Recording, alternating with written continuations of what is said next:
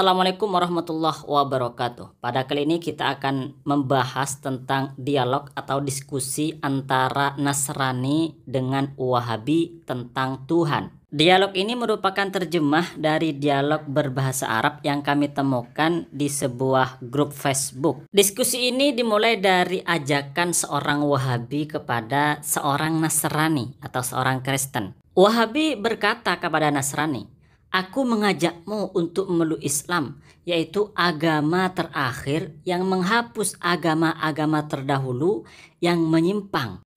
Mendapat ajakan seperti tadi, Nasrani tidak terima agamanya disebut agama yang menyimpang. Maka Nasrani berkata, "Apa penyimpangan agama kami? Agama kami juga agama yang benar."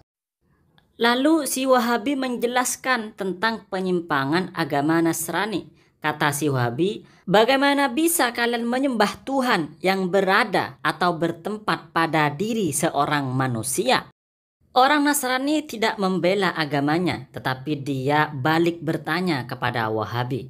Kata Nasrani, "Kalau begitu aku ingin bertanya kepadamu beberapa pertanyaan." Lalu si Wahabi menjawab, "Silahkan." Lalu orang Nasrani tadi langsung berkata tanpa ragu-ragu kepada si Wahabi dan membuat Wahabi kaget. Kata Nasrani, "Bagaimana bisa kalian menyembah Tuhan yang memanjang dan menyusut, juga membesar dan mengecil?" Wahabi tidak terima Tuhannya dituduh membesar lalu mengecil atau memanjang tetapi lalu menjadi pendek. Wahabi berujar seraya membantah ucapan Nasrani, "Kata siapa? Enggak benar itu." Lalu Nasrani membuktikan bahwa apa yang dia katakan benar adanya sebagaimana keyakinan orang-orang Wahabi. Kata Nasrani, "Bukankah kalian beriman kepada Tuhan yang maha besar, maha agung dan bertempat di atas arsy?" Maka Wahabi tanpa pikir panjang langsung menjawab, "Iya, betul sekali bahwa Tuhan itu maha besar, maha agung dan ada di atas arsy." Kemudian si Nasrani berkata lagi kepada si Wahabi mengenai Tuhan. Kata si Nasrani, "Bukankah kalian beriman bahwa Tuhan itu turun setiap malam dengan azab-Nya? Tuhan turun secara hakiki setiap malam ke langit dunia." Lagi-lagi Wahabi menjawab, "Iya, betul sekali bahwa Tuhan itu memang turun setiap malam ke langit dunia. Tuhan turun dengan azab-Nya, Tuhan turun secara hakiki." Lalu si Nasrani bertanya lagi kepada si Wahabi dan pertanyaan kali ini mengenai langit dunia. Kata si Nasrani, "Bukankah langit dibandingkan dengan arsy hanya seperti cincin di padang pasir sebagaimana hadis Nabi kalian?" Mendapat pertanyaan demikian, si Wahabi tanpa ragu-ragu menjawab, "Iya, betul bahwa langit dunia itu sangat kecil dibandingkan arsy. Langit dunia itu seperti cincin yang ada di tengah pasir andaikan dibandingkan dengan arsy." Setelah mendapatkan jawaban-jawaban yang sudah lengkap dari Wahabi, si Nasrani kemudian berkata kepada si Wahabi, "Bagaimana kalian wahai Wahabi menyalahkan kami karena Tuhan kami bertempat pada seorang manusia?" Maksudnya adalah Nabi Isa alaihissalam. "Sedangkan Tuhan kalian bertempat di cincin kecil yaitu langit dunia setiap malam serta bercampur baur dengan makhluk-makhluknya yang berupa para malaikat yang ada di langit. Berarti Tuhan kalian itu maha besar waktu ada di atas arsy lalu mengecil dan menyusut waktu ada di cincin yang kecil yaitu langit dunia." Mendapatkan bantahan seperti itu dari Nasrani, Wahabi tidak bisa menjawab. Dia kena sekak. Maka jalan terakhir bagi Wahabi untuk menutupi akidah batilnya, untuk menutupi akidah sesatnya, maka Wahabi menuduh si Nasrani dengan tuduhan yang tidak semestinya. Kata si Wahabi, "Dasar ente Nasrani, Jahmiyah dan Mu'attalah."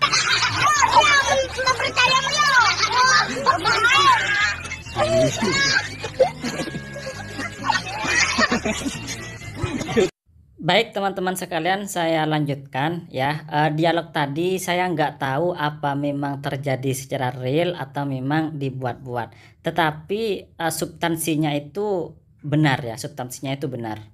Jadi inti dari dialog tadi bahwa si Nasrani mengatakan begini.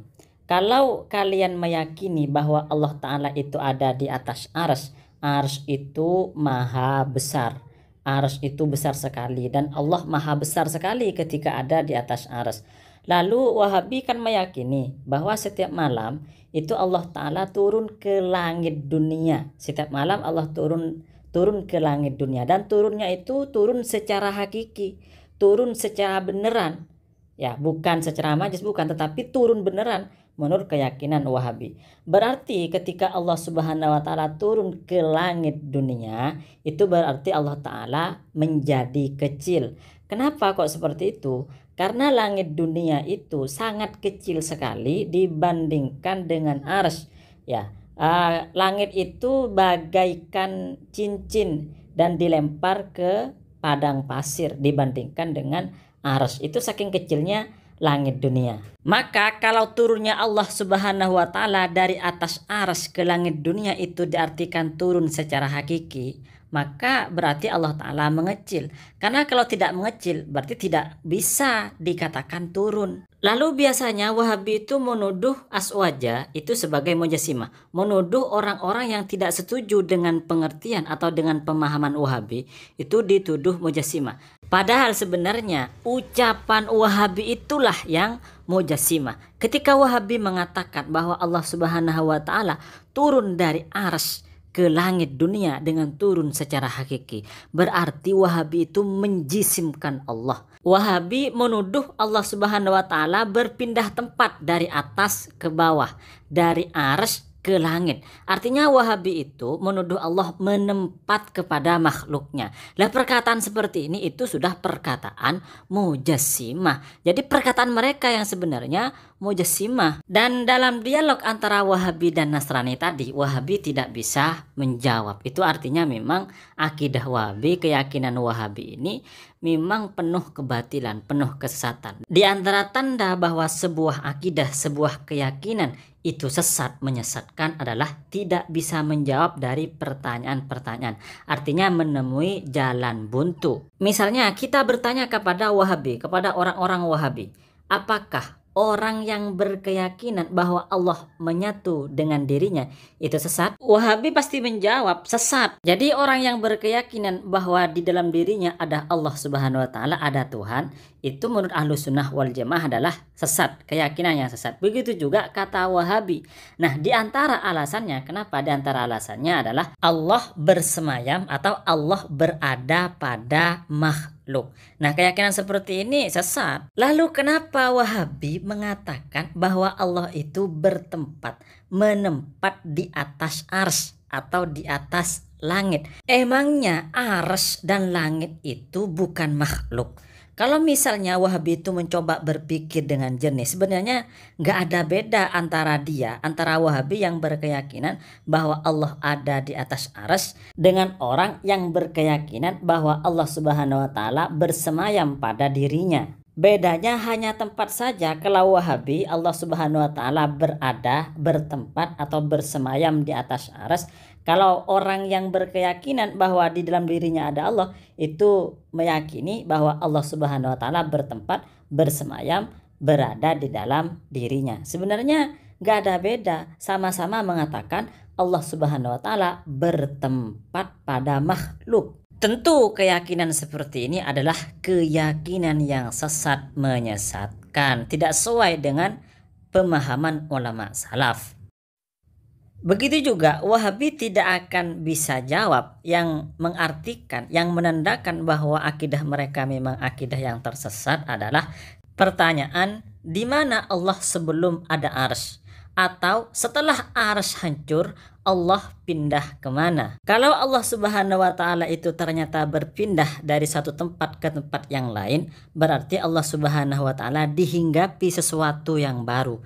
Ketika Allah Subhanahu wa Ta'ala dihinggapi sesuatu yang baru, berarti Allah Subhanahu wa Ta'ala baru. Ketika Allah Subhanahu wa Ta'ala baru, berarti Allah Subhanahu wa Ta'ala tidak bisa disebut sebagai Tuhan karena baru. Kalau baru berarti ada yang menciptakan. Lalu siapa penciptanya? Maka benarlah apa yang dijawab oleh Rasulullah ketika para sahabat bertanya di mana Allah Subhanahu wa Ta'ala sebelum ada makhluk. Maka kata Rasulullah, Allah ada dan tidak ada suatu apapun selain Allah. Lalu oleh para ulama dijelaskan, sebelum ada makhluk, sebelum ada tempat, sebelum ada waktu, Allah Subhanahu wa Ta'ala sudah ada tanpa waktu dan tanpa tempat. Ketika ada tempat, ketika ada waktu, Allah Subhanahu wa Ta'ala ada sebagaimana sebelumnya, tidak berubah. Kami admin Najat Ngaji dan mengucapkan terima kasih banyak atas supportnya. Assalamualaikum warahmatullahi wabarakatuh. Jangan lupa subscribe dan like.